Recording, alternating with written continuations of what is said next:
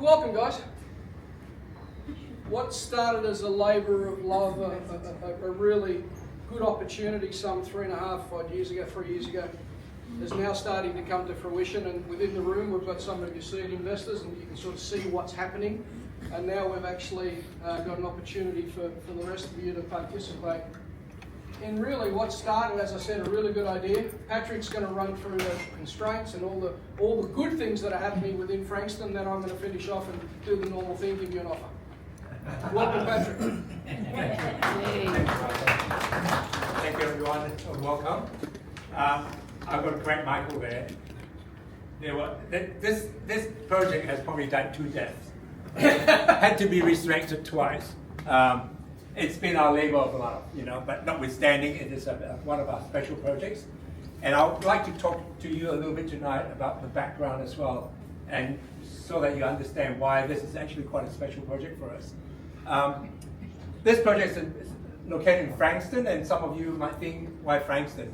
And that's a good question, because right up to now, Frankston had a stigma for crime, and everything else associated with it. Frankston is one of 10 major activity centres designated in metropolitan Melbourne. It's one of the laggards, one of the cities that never really took off. When the Camberwells of the world, Vauxhalls of the world took off, and you can see high-rise everywhere.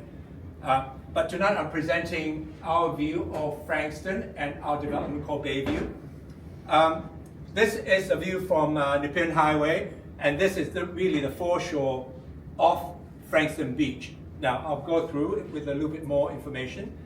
Not a very clear slide, but it's important. This is the SEC building. It's an 8-story building that's existing. This is Kangaroo Creek, and you hear me talk about Kangaroo Creek quite a bit. Kangaroo Creek is a natural occurring watercourse up further, and then it comes down, and that's a little bit more of a built form, more unfortunately like a canal, but notwithstanding, it's for amenity value, it's actually quite a pretty watercourse. And of course, you've got this beach, Frankston Beach.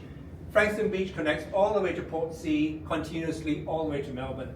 So this is the continuous beach to our bay. One important element that you've got to remember, I'll tell you where we are. This is where we are there. There's a strip here that's now being rezoned that we are able to get up to 12 stories on the Nepean Highway side, 14-story on the Kangaroo River side. From there all the way to St Kilda and Port Melbourne, there will be no other high-rise. So here and St Kilda, Port Melbourne, this is the offering apartment facing the beach. Between here and the city, this is the only spot at the moment. When we talk about land and the way we work with land, we look at latent value. You can see a physical value, you can see a visual value, but very often we try to see beyond that, and we talk about what we call latent value, what's inherent in the land that may not be evident on first viewing. A few ways to uncover latent value, and many of you would have had the advantage of passage of time. After holding a land for, say, 10 years, you realize it's an increase in value. Part of that is because, I probably don't have to tell you this, scarcity of land, there's finite land. But more importantly, when you keep a piece of land over time, you get the infrastructure building around you, you get amenity built around you, and some people say it's a socialization of your asset. There are a lot of other costs that's been pumped in that values your land, and that's why the government using that idea wants to tax you as much, because they say all the other reasons why your land is increasing value is not because of you, it's because of everything around you. Partly true. So it's very important that when I talk to you later on about uncovering latent value, the passage of time and all the building around us actually plays a big part in revaluing this land. Another latent value that we use, another tool that we use to uncover latent value is application of expertise. And as you know, I'm an architect by profession. We've got a whole team of consultants, project manager, development manager within the organization that look exactly like this. What are the planning constraints? What are the zones? what's happening in the future and how much can we push the boundaries of the planning constraints, application of expertise, and statutory change. And in this instance, it's actually very important. Statutory change happened over the last 3 years, and it's a major change in the planning environment. When we bought this land in June 22, the city of Frankston was working on their old planning scheme that had some sort of guidelines, no height limits, but one of the building was already tested at VCAT, and VCAT stipulated a 8 to 9 story limit on that site. Frankston, you know the location of Frankston. It's one direct train ride to the city of Melbourne. It is actually a gateway to the Mornington Peninsula, and when you think of Mornington Peninsula, that's actually a map of the activity centres in Melbourne. When you think of Mornington Peninsula, this is what you see here. All of you would be familiar with all these names. There's one commonality between all of these is that they're all premium suburbs. They're all beachfront premium, very, very often beach houses. So in 2022, City of Frankston started thinking about how do we formalize a structure plan that will enable the development of Frankston, knowing very well it's been designated and given the title of a major activity centre, but hasn't really taken advantage of that. It started the Emerging Ideas paper, and I'll just read one of the extract from there. Frankston City in 2040 is a place on the bay to learn, live, work and play in a vibrant, safe, culturally inclusive community. Our city is clean, green, environmentally sustainable. I think the vibrant, safe, culturally inclusive community is what they've been working really hard. So to give you an idea of context, this is the city of Frankston. This is a strip of land that we're talking about here. It's about 1.5 hectares, and you can see that's Canonook Creek, and that's the bay, and that's Frankston Beach. Okay, so the Emerging Ideas paper that was put up by Frankston in the very early days when they started thinking about how should we develop Frankston and in what direction and in what form Frankston should develop. This is one of the early papers that was put up by the City of Frankston. Very importantly, this is our site by the way, there are a few things that was crucial in the development of the city. The rerouting of the connection from the city towards the bay. This is Nepean Highway. The plan is for it to run around the city of Frankston. This strip here, which is Frankston Nepean Highway, will be the traffic will be calmed to 40 kilometers an hour, which has already happened. They've stopped the traffic, and these blue arrows there you can see are their planned connection points to the creek. So, in other words, they're trying to bring the western boundary of the city of Frankston across to the creek, and that was their vision in 2022. And as they further develop, you can just begin to see the semblance of connector streets, and that the western boundary of Frankston disappears and now becomes realigned with the Canonook Creek. And that's where we are, and that's how that 1.5 hectare strip has now increased in value due to a statutory change. But of course it wasn't all beer and skittles. In amongst all this, we had our application was an amendment to an existing permit that we had. We lost that permit because a ministerial intervention came in because of this area called Long Island. Long Island is a very vocal local action group, and they've got very strong front people, including Peter Costello, who's regularly in the papers, talking about the preservation of Frankston at the expense of development. That's how Frankston has been over the last 20 years, because of really strong action group here. This attempt at getting a structural plan to really try to stymie the strength of these residents action group. Keeping it as a private beach almost. Exactly, that's what their attempt. They're not Trying to keep it as a private beach. Yeah. You know, little shacks in Hope Island are selling for $3, $4, $5 million. Yeah. Now, Canada Creek, this is what it looks like. This is a southeast water building. This is the environment. It doesn't look great, partly because there's really no connection between the building and the creek interface. There is a level change, and there's really restaurants up there. It's a little bit of a failure. This is what City of Frankston envisioned how the creek would look. Connection between Canada Creek and the beach by walkways. A vibrant dining community along Canada Creek. And connection by seating areas in the sun, canoeing ramps. This is how City of Frankston envisaged this area to work, Canada Creek.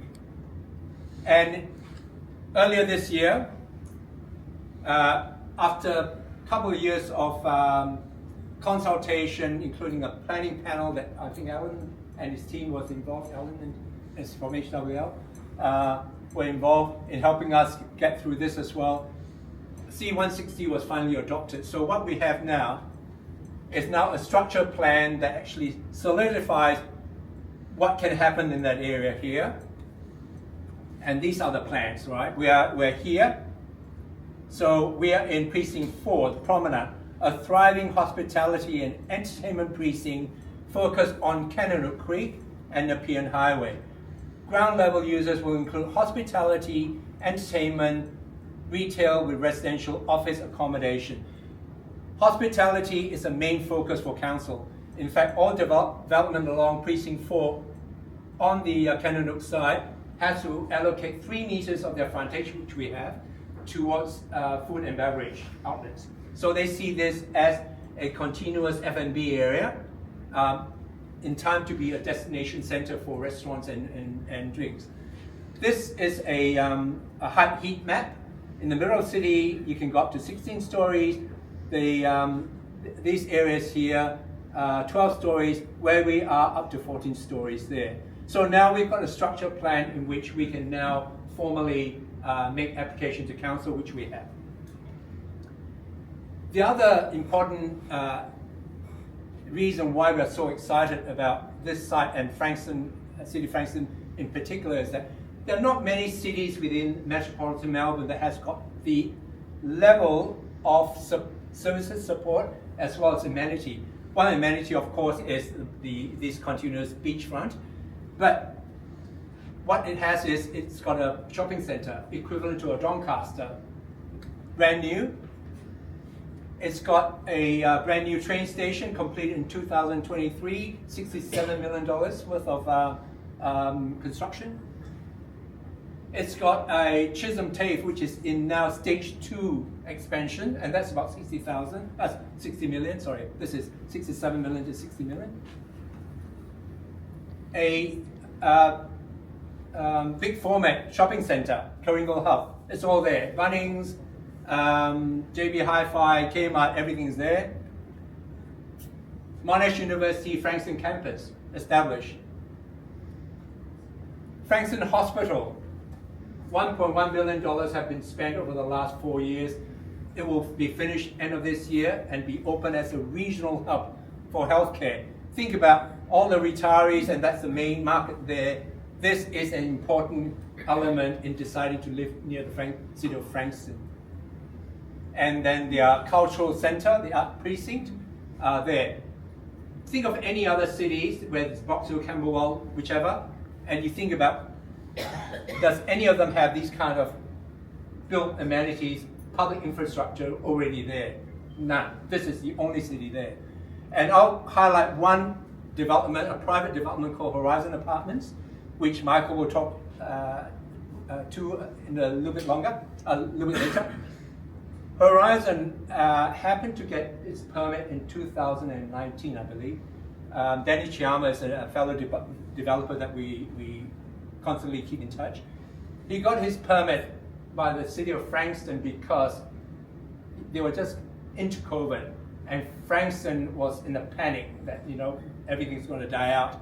So they gave that permit, but fortuitously, that permit has now become a benchmark for all of us. Not only that, there's a proof of concept there. The majority of the people living there, over 90% are owner-occupied from around the region. This development was sold 70% in 7 months, some phenomenal rate. And they are luxury apartments. We're not talking about a cheap development. That has now become our benchmark and our proof of concept.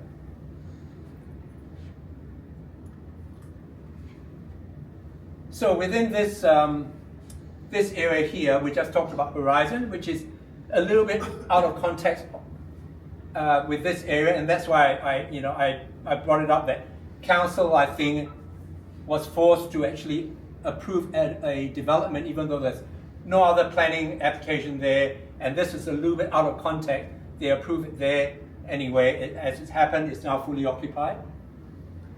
Next came the same developer, Urban DC, Harbour Development, there.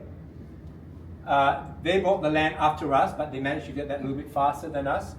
I think it's 92 apartments, and it is currently 65% sold, and they've started construction.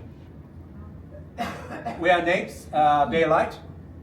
We've got a north-facing aspect, and we've got a much better connection with the city than here, which is a little bit, McDonald's is there, probably a little bit more ratty there. We certainly believe that we've got a far superior site.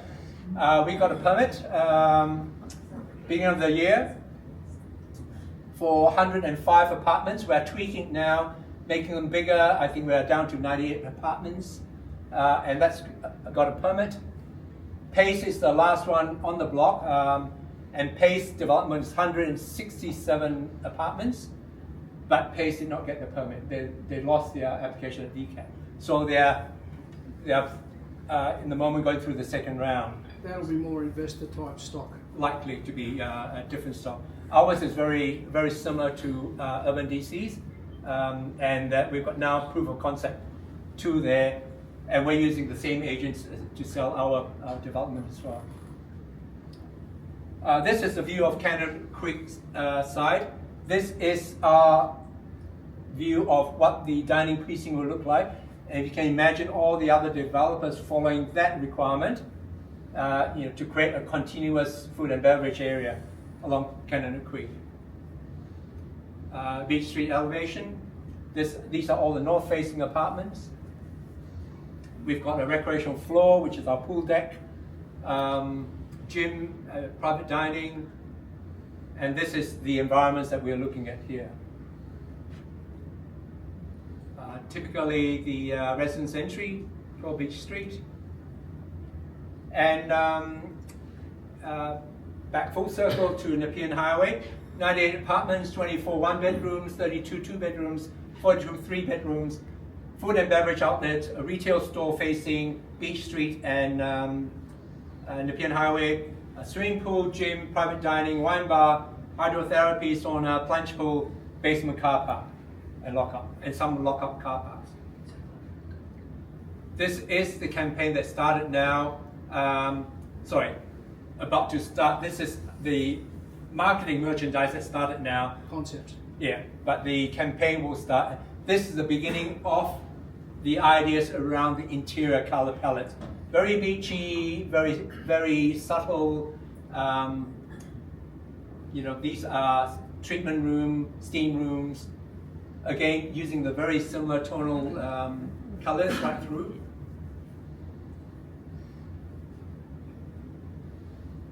There's also a wine room there for your private collection. Games room. And we're now in the process of developing the front entry. They're still conceptual at this stage, There'll be a lot of development as we go through. Some of the internal finishes. And I'll leave to Michael from here onwards.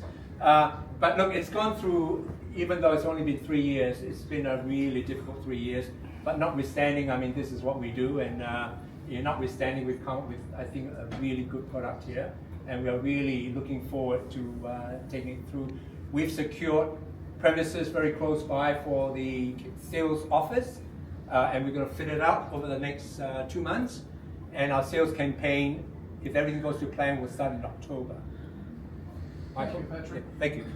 So for those of you that came in early, and when we first secured the land, and then we had the scenario of what's happening, the government changed the rules, what's going on, you can eventually actually see the dream that's happened. And sort of to recap what happened in that area, the one that is actually on Oliver's Hill, where there is some similarities from a finishes and fittings point of view, but not the same sort of amenity, that's sold really fast.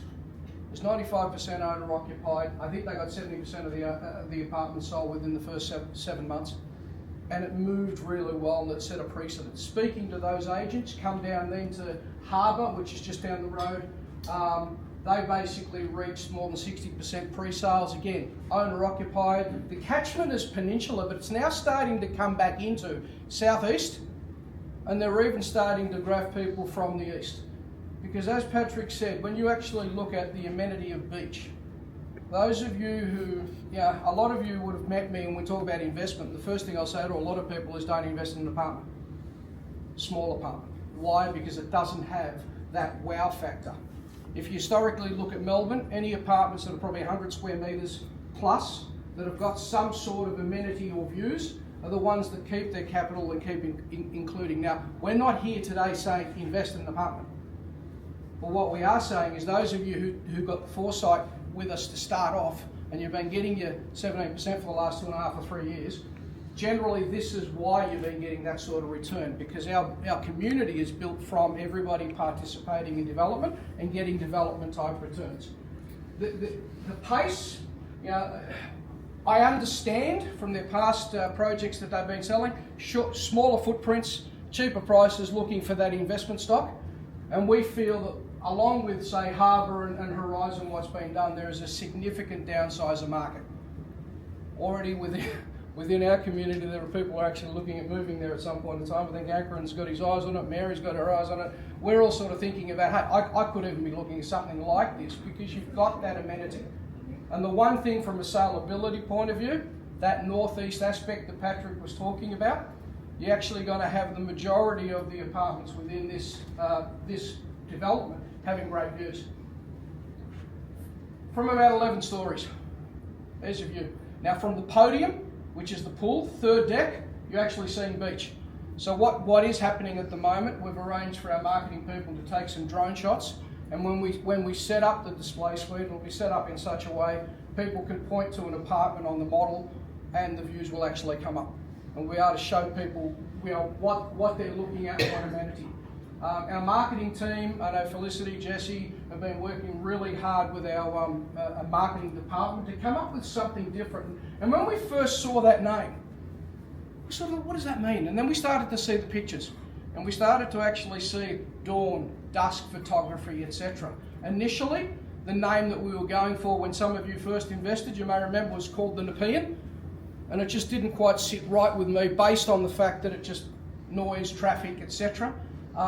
And the other thing that was a win, Patrick and his team and the architects, we've actually got a beach street address. So being on the corner, I think that's a point of differentiation as well. So pretty much, we're now developing the types of marketing that goes. There might be a scenario of life's on the water's edge, beach street is going to be used, a lot of photography that talks about early morning, dusk photography, etc.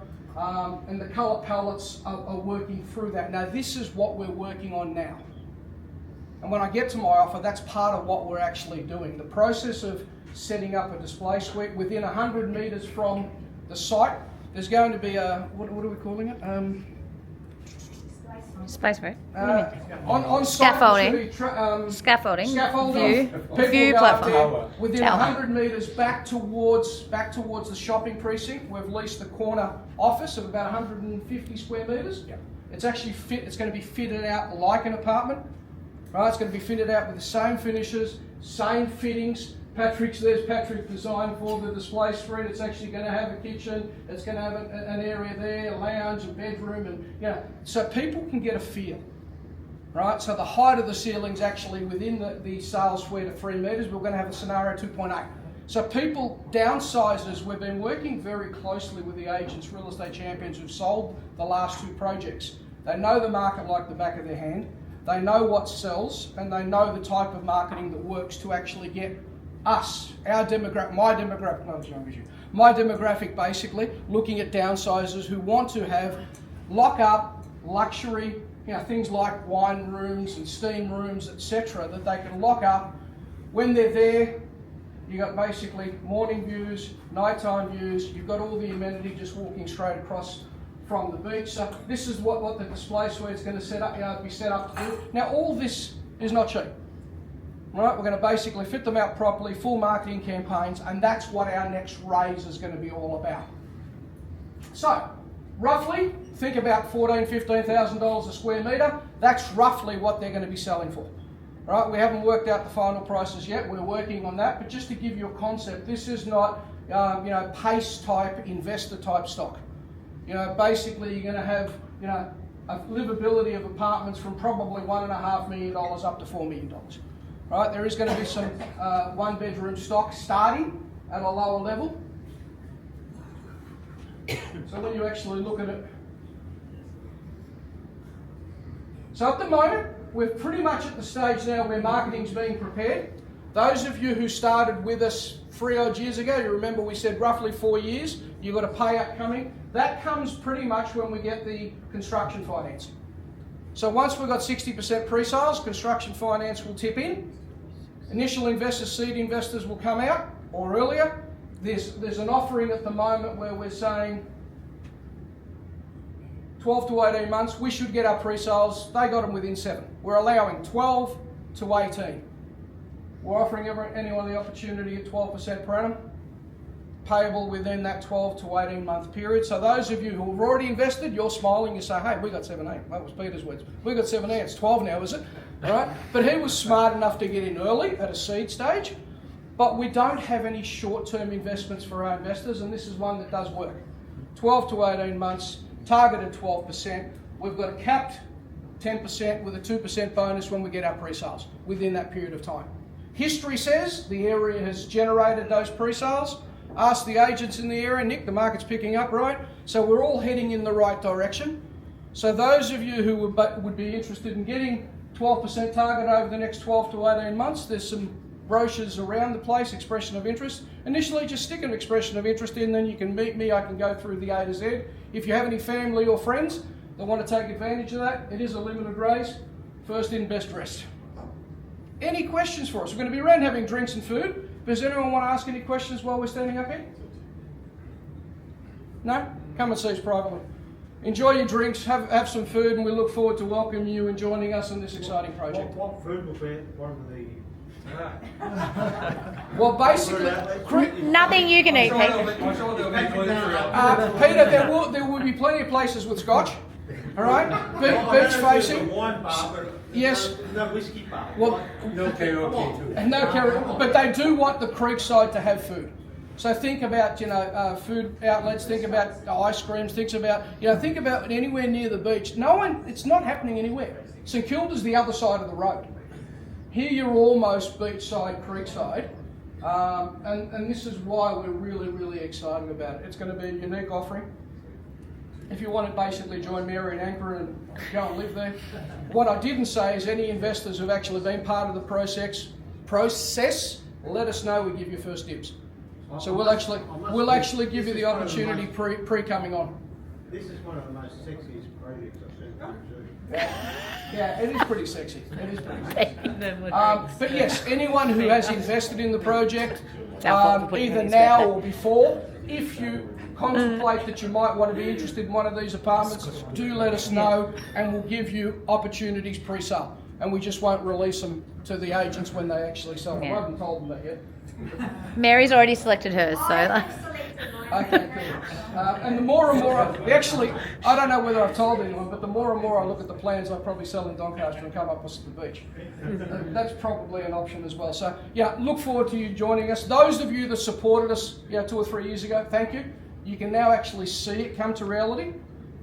And during the times when this moratorium was happening, etc., I know that Patrick lost a few hairs at that time, they went a bit grey, etc. But hey, it goes to show the right team and the persistence always pays off. So thank you for participating and thank you for helping us.